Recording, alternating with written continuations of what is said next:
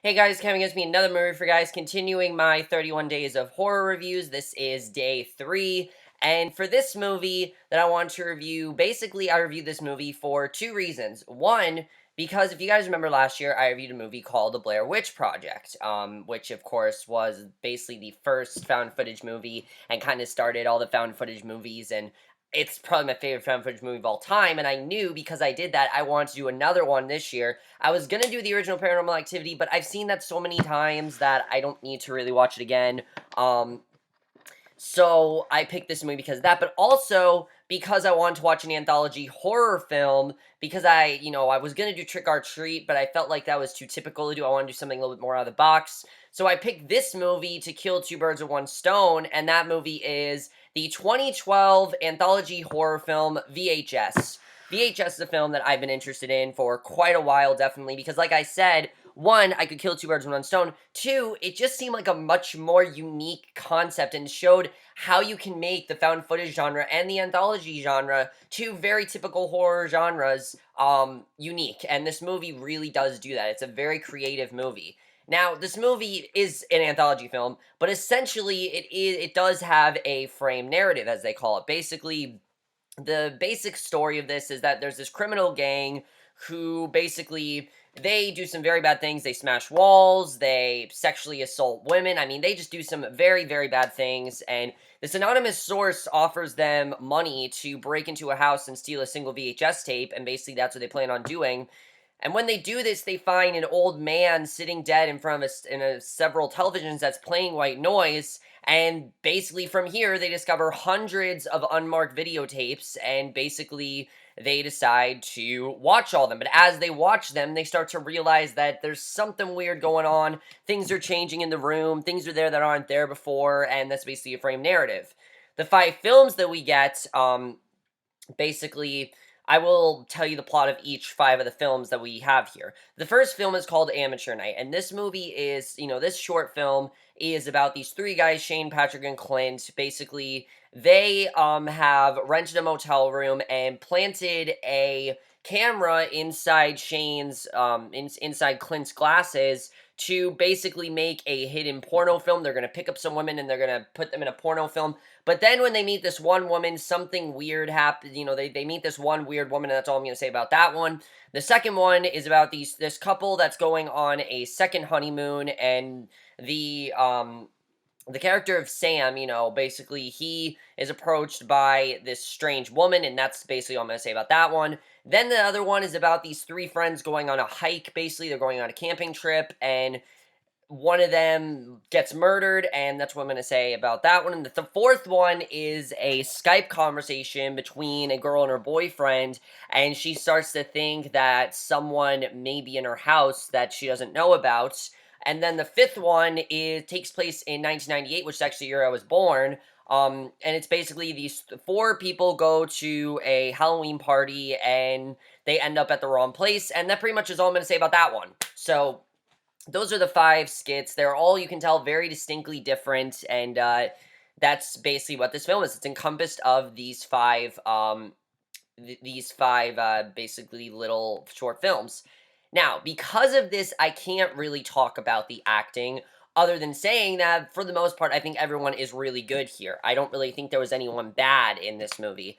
Some people were hamming it up, I will admit that. Some people were definitely hamming up, but I can't really fault them because it was a quick little 3 to 4 minute short film. And, especially because of found footage movies, how bad they usually are. The acting is actually not bad here. I think some of them was really good. I definitely really like the acting. I thought for the most part, they did a very good job with that, definitely. And like I said, I don't know if I said, but I really enjoyed VHS. I don't know if I said that.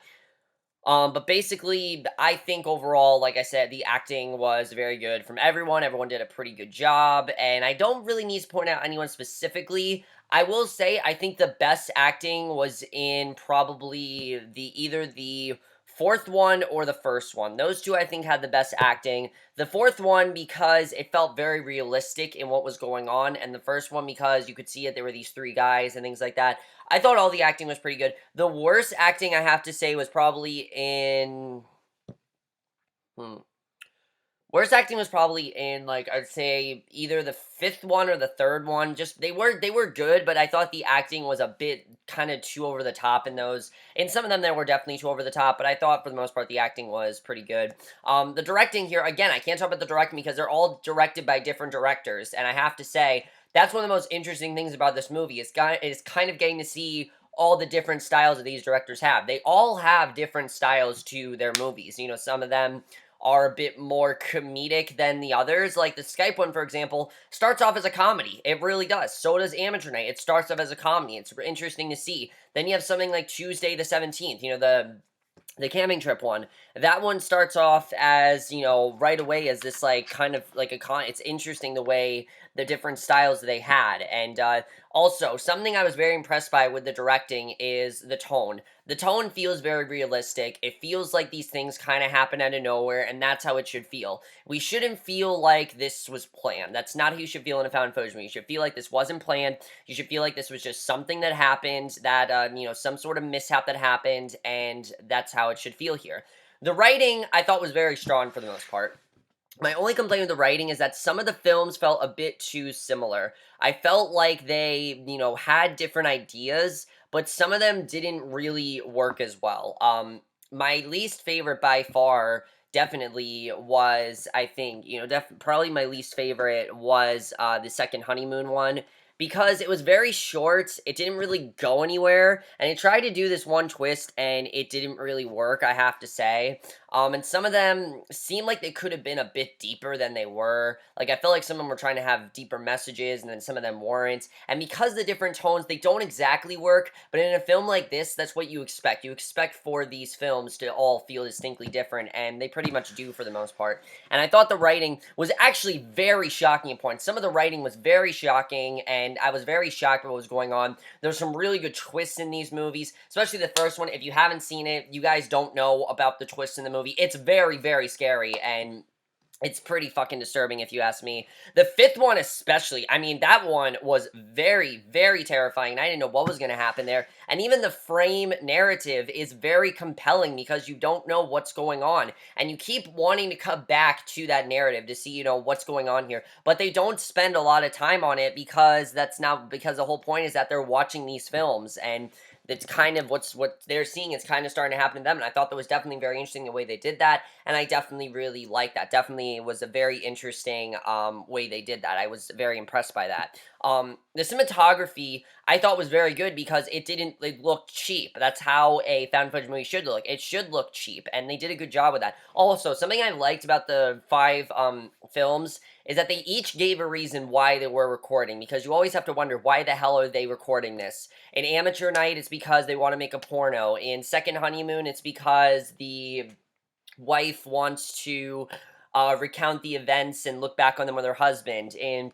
Tuesday the 17th, I don't really know if they gave a reason. I don't really think they did. I don't really think they did. Basically, the guy was filming the group. That's really all it was there. The 4th one, I have no idea really what happened there. I guess the guy was recording it or something. I don't know. I mean, there's a way to record Skype conversations, but I don't know how that one really works out.